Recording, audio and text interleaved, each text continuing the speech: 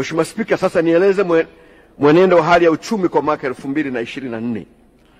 Mheshimiwa Spika, kwa mujibu wa taarifa ya Shirika la Fedha la Kimataifa IMF ya mwezi Aprili mwaka 2025, kasi ya ukuaji wa uchumi wa dunia imeendelea kupungua hadi kufikia 3.3% mwaka 2024 ikilinganishwa na 3.5% mwaka 2023. Upungufu huo ulitokana na sababu mbalimbali ikiwemo athari za utekelezaji wa sera za fedha za taifa mbalimbali, ikiwa ni pamoja na kupunguza ukwasi na kuongeza riba ili kukabiliana na mfumuko wa bei na migogoro ya kisiasa hususan Ulaya Mashariki na Mashariki ya Kati. Aidha, taarifa ya IMF inaonyesha kuwa ukuaji wa uchumi wa dunia unatarajiwa kuendelea kupungua na kufikia 2.8% kwa mwaka 2025.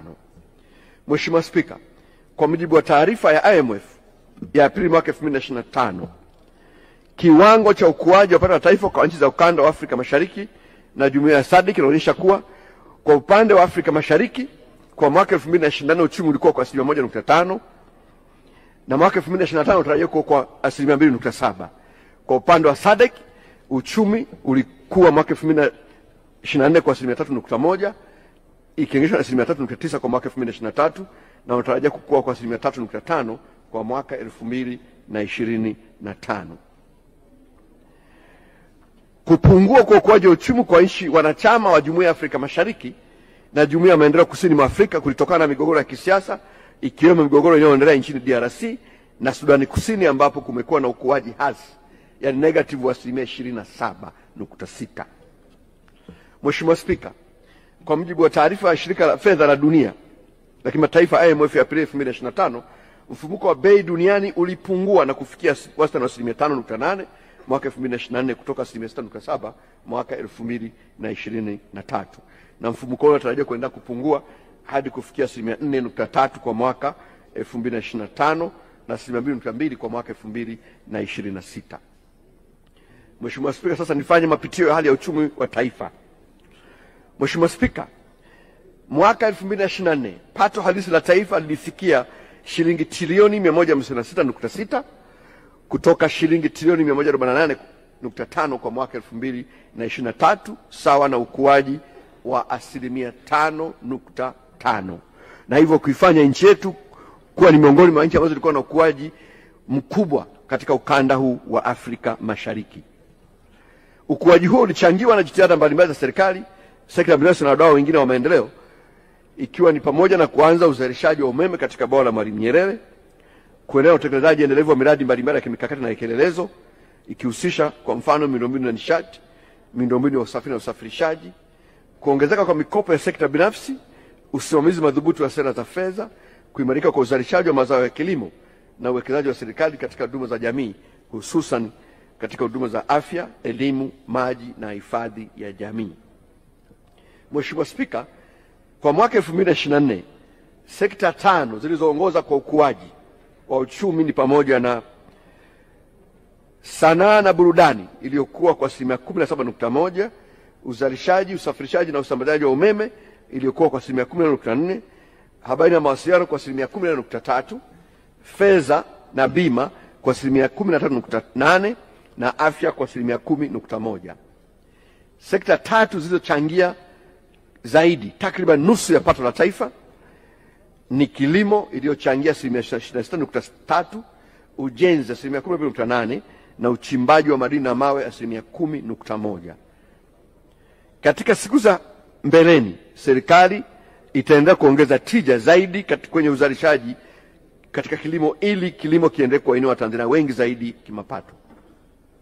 Mheshimiwa Spika, mfumuko wa bei nchini ulipungua na kufikia 3.1% kwa mwaka 2024 ikilinganishwa na 3.8% kwa mwaka 2028. Mheshimiwa Spika, mikopo kwa sekta binafsi iliendelea kukua kwa kasi ya kuridhisha ambapo mwaka 2024 ukuaji wa mikopo kwa sekta binafsi ulifikia wastani wa 12.4% na sekta zilizoongoza kupokea mikopo hiyo ni kilimo kwa 41%, uzalishaji viwandani 10.3%, mikopo katika shughuli za binafsi 10.7%, uchukuzi na mawasiliano 10.2% na biashara 12.7% na ujenzi 4.4%. Matokeo haya yanaonyesha kuwa inaonyesha mwelekeo chanya katika ukuaji wa uchumi na maendeleo ya sekta mbalimbali nchini. Ongezeko la mikopo kwa sekta binafsi, hususan katika sekta za uzalishaji kama kilimo, viwanda, pamoja na shughuli binafsi na uchukuzi mawasiliano, inaashiria uimarishaji wa mazingira ya biashara na ukuaji wa shughuli za kiuchumi. Hatua za kisera zilizolenga kupunguza viwango vya riba na kuongeza bajeti katika sekta muhimu, hususan kilimo, zimeonekana kuwa na matokeo chanya katika kuchochea ukuaji huo.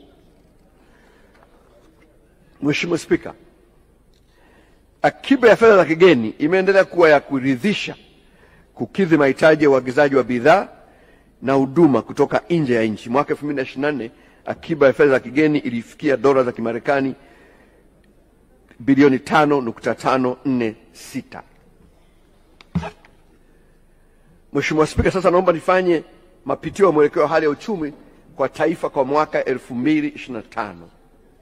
Mheshimiwa Spika, malengo ya uchumi wa taifa kwa mwaka 2025 yapo malengo 6 yafuatayo. Kwanza, kuongeza kasi ya ukuaji wa pato halisi la taifa kufikia 6% mwaka 2025 na kutoka 5.5% kwa mwaka 2024.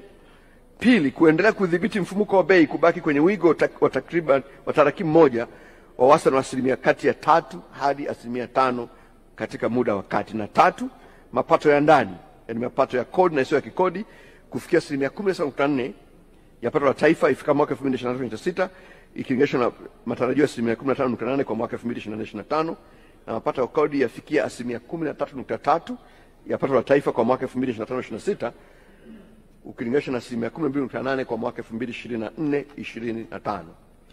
Tano, nakisi ya bajeti ikijumuisha misaada kuwa 3% ya pato la taifa kwa mwaka 2025-26 kutoka matarajio ya 3.4% kwa mwaka 2024-25, na 6, kuwa na akiba ya fedha za kigeni kwa kiwango kinachokidhi mahitaji ya uagizaji wa bidhaa na huduma kutoka nje kwa kipindi kisichopungua miezi 4. Mheshimiwa Spika, maelezo ya kina ya taarifa ya hali ya uchumi yanapatikana katika kitabu cha hali ya uchumi ambacho tumekigawa kwa waheshimiwa wabunge.